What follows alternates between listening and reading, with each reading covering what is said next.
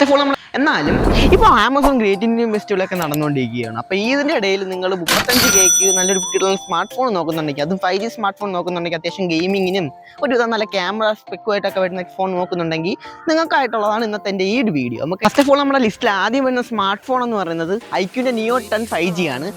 നല്ല ഗെയിമിങ്ങിനായിട്ട് നിങ്ങൾ smart phone നോക്കുന്നുണ്ടെങ്കിൽ നിങ്ങൾക്ക് ഈ സ്മാർട്ട് ഫോൺ ബെറ്റർ ഓപ്ഷൻ ആയിരിക്കും. കാരണം ഇതിനകത്ത് വരുന്നത് സ്നാപ്ഡ്രാഗൻ്റെ 8 Gen 4 ആണ് വരുന്നത്. പിന്നെ അല്ലാണ്ട് തന്നെ അധികം നേരം ഗെയിമൊക്കെ കളിക്കുന്നുണ്ടെങ്കിൽ 7000 mAh ബാറ്ററിയും വരുന്നുണ്ട് മാസീവായിട്ടുള്ള. കൂടല്ലാണ്ട് തന്നെ വെക്കുന്ന ചാർജ് കാരണമോ അതിനായിട്ട് 120 വാട്ടിൻ്റെ ഫാസ്റ്റ് ചാർജിങ് സപ്പോർട്ടും iQനകത്ത് നൽകിയിട്ടുണ്ട്. ബട്ട് എനിക്ക് തോന്നുന്നത് ക്യാമറ ഡിപ്പാർട്ട്മെൻറ്റ് അല്പം നല്ലതാണ്. ബട്ട് കൂടുതൽ ഗെയിമിംഗ് സെൻട്രിക് ആയത് കൊണ്ട് തന്നെ അത്യാവശ്യം ക്യാമറയ്ക്ക് അത്ര പ്രാധാന്യം ഇല്ലെന്നാണ് എൻ്റെ ഒരു അഭിപ്രായം. എന്നാലും ഇതിനകത്ത് 15 MB സോണിയുടെ ക്യാമറയാണ് വരുന്നത്.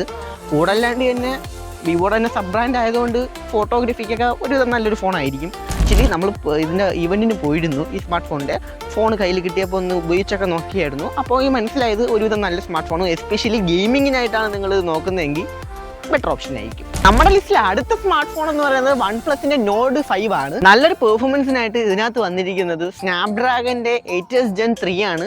അതുകൊണ്ട് തന്നെ നല്ല ഗെയിമിങ്ങിനൊക്കെ നിങ്ങൾക്ക് ഈ ഫോൺ ഉപയോഗിക്കാം. പിന്നെ അല്ലാണ്ട് തന്നെ മറ്റുള്ളവർ മെയിനായിട്ട് പേടിക്കുന്ന കാര്യം എന്ന് വെച്ചാൽ ഗ്രീൻ ലൈൻ വന്ന് എന്ത് ചെയ്യുന്നതാണ്. ഇപ്പോൾ ഗ്രീൻ ലൈൻ നല്ല ട്രെൻഡിങ് ആയിട്ട് വരികയാണല്ലോ. അപ്പോൾ പേടിക്കേണ്ട ആവശ്യമില്ല. കാരണം ലൈഫ് ടൈം വാറണ്ടി OnePlus തരുന്നുണ്ട്. ഡിസ്പ്ലേക്ക് ഗ്രീൻ ലൈൻ ഇഷ്യൂ വന്ന് എന്തെങ്കിലും ഡാമേജസ് ഒക്കെ വന്നാൽ അതുകൊണ്ട് തന്നെ നിങ്ങൾ പേടിക്കേണ്ട ആവശ്യമില്ല. അഥവാ എന്തെങ്കിലും ബാഡ് എക്സ്പീരിയൻസ് നിങ്ങൾക്ക് സർവീസ് വൈസ് ഉണ്ടായിട്ടുണ്ടെങ്കിൽ താഴെ കമൻറ്റ് ചെയ്യാൻ മറക്കരുത്.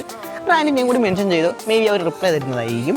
അപ്പോൾ ഈ ലിസ്റ്റുകളിൽ പറഞ്ഞേക്കണം ഏതെങ്കിലുമൊക്കെ സ്മാർട്ട് ഫോൺ ഉപയോഗിക്കുന്നുള്ള യൂസേഴ്സ് ഉണ്ടെങ്കിൽ ജസ്റ്റ് കമൻറ്റ് ബിലോ, മറ്റുള്ളവർക്കും കൂടി ഉപയോഗപ്പെടട്ടെ. ചിലപ്പോൾ അവർക്കും കൂടി എടുക്കാൻ നിങ്ങളുടെ ഈ ഒരു കമൻറ്റ് ഉപയോഗപ്പെടും. അപ്പോൾ ഇതിനകത്ത് 6800 mAh ബാറ്ററിയാണ് നൽകിയിരിക്കുന്നത്. അതുകൊണ്ട് തന്നെ നിങ്ങൾക്ക് ഒരുവിധം നല്ലപോലെ തന്നെ യൂസ് ചെയ്യാൻ പറ്റും. ഒരു 1-2.5 മണിക്കൂറിനപ്പുറം നിങ്ങൾക്ക് പോയിട്ട് ഉപയോഗിക്കാം. ആക്ച്വലി ഒരു സ്മാർട്ട് ഫോൺ കൂടിയുണ്ട്. അത് വേറെ ഒന്നുമല്ല, നമ്മുടെ റിയൽമിയുടെ GT70 ആണ്. അതും ഗെയിം കളിക്കാൻ പറ്റിയ സ്മാർട്ട് ഫോണാണ്.